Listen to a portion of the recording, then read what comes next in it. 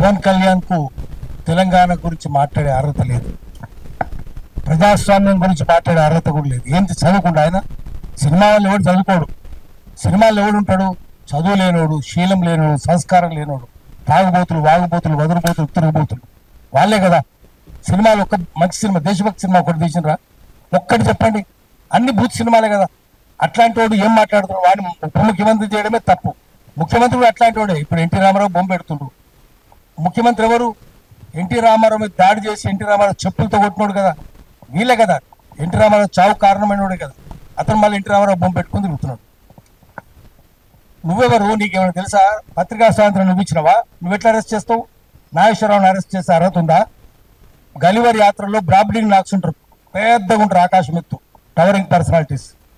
లిలీపుటియన్స్ ఉంటారు, చిన్నగా అంగుళం అంత ఉంటారు. నాగేశ్వరరావు బ్రాబ్లింగ్ నాగైతే పవన్ కళ్యాణ్ లిలీపుటియన్. ఎక్కడరా నువ్వు? ఆయనతో ఆయన ఎక్కడ? కాలి గోటికి సరిపోవు. ఆయన గురించి మాట్లాడతావా? నువ్వు అరెస్ట్ చేస్తావా? తెలుసా నీకేమన్నా చదువు ఉందా, శీలం ఉందా, సంస్కారం? నువ్వు మాట్లాడతావు నాగేశ్వరరావు గురించి? ఆయన నాగేశ్వరరావు చాలా సంస్కారవంతంగా మాట్లాడతాడు. రిఫైన్ టాక్ అనేది, పిచ్చి పిచ్చి మాటలు మాట్లాడాడు ఆయన. ఆర్టికల్ 19(1)A మాకు వాక్ స్వాతంత్రం ఇచ్చింది. దాని కింద మనం ఎవరినైనా విమర్శిస్తాం. శ్రీశ్రీ ఏం చెప్పిండు? మేము ప్రైవేట్ జీవితాలు మేము సొంతం, పబ్లిక్ గా ఉంటే ఏమైనా అంటాం. నువ్వు రాజకీయాలు ఉంటే అంటాం, నువ్వు సినిమాలు ఉంటాను, సినిమాలు ఉంటాను. ఏం ఎంతమంది 5 పెళ్లి చేసుకున్నావు? నీ భార్య కూడా విదేశస్త్రాలే కదా. నువ్వు ఆమెనేమో ఇటాలియన్ అంటావు, నువ్వేమో మళ్ళీ విదేశస్త్రాలే చేసుకుంటాడు. బీజేపీలు అదే కదా.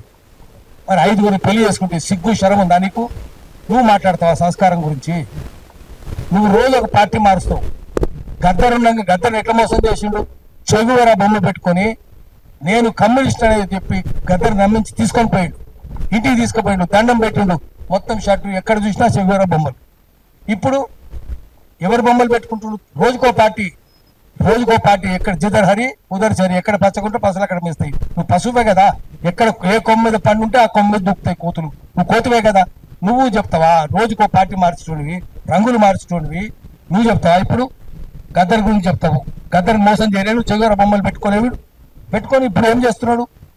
ఎన్టీ రామారావు బొమ్మలు పెట్టుకుంటున్నావు, రోజుకో కథ పడుతున్నావు, చంద్రబాబు బొమ్మలు పెట్టుకుంటున్నావు.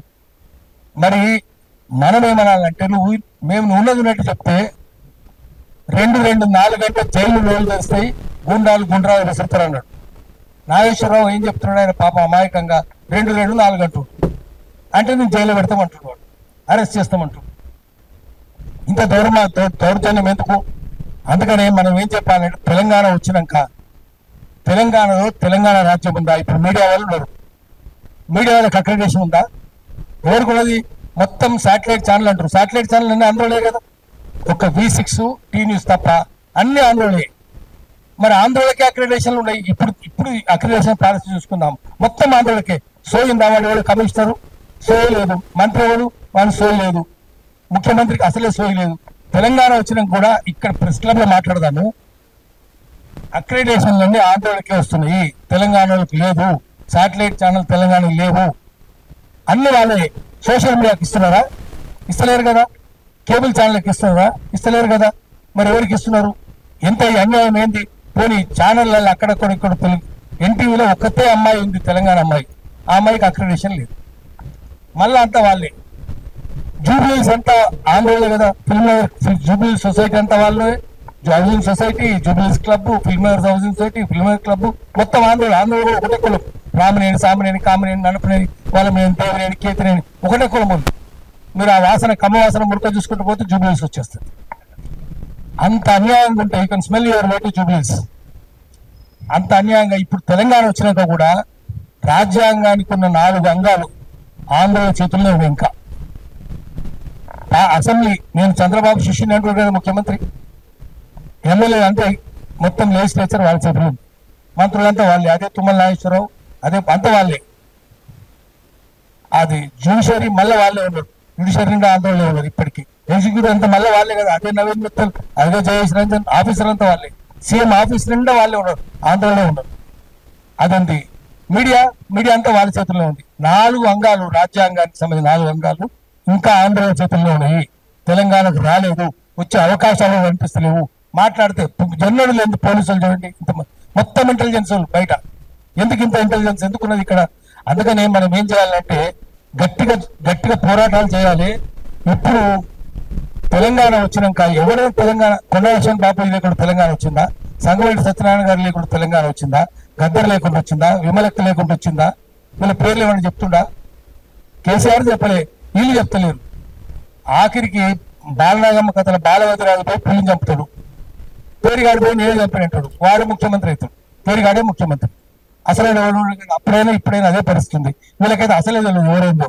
అందుకనే మళ్ళీ మనం ప్రజల్ని ఏకం చేయాలి, అందరిని ఏకం చేయాలి. తెలంగాణ రాలే, మనం కోరుకున్న తెలంగాణ రాలే, ప్రజాస్వామిక తెలంగాణ రాలే, సామాజిక తెలంగాణ రాలే.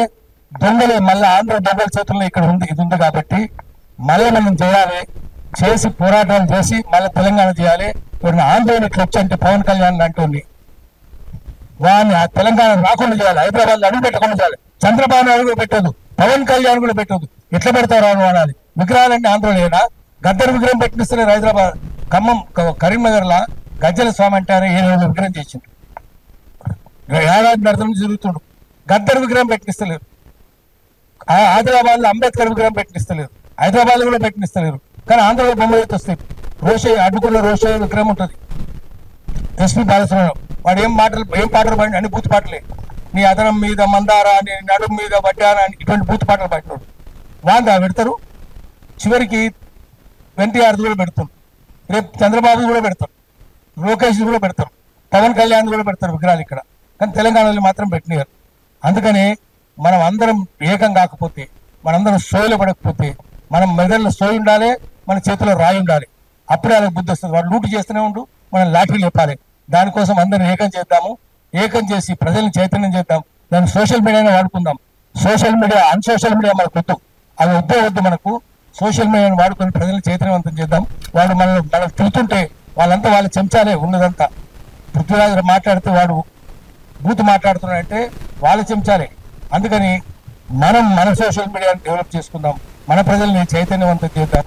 మళ్ళా తెలంగాణ ప్రజల తెలంగాణ, ప్రజాస్వామిక తెలంగాణ, సామాజిక తెలంగాణ నిర్మించుకోవడానికి కృషి చేద్దాం. నమస్కారం. Thank you.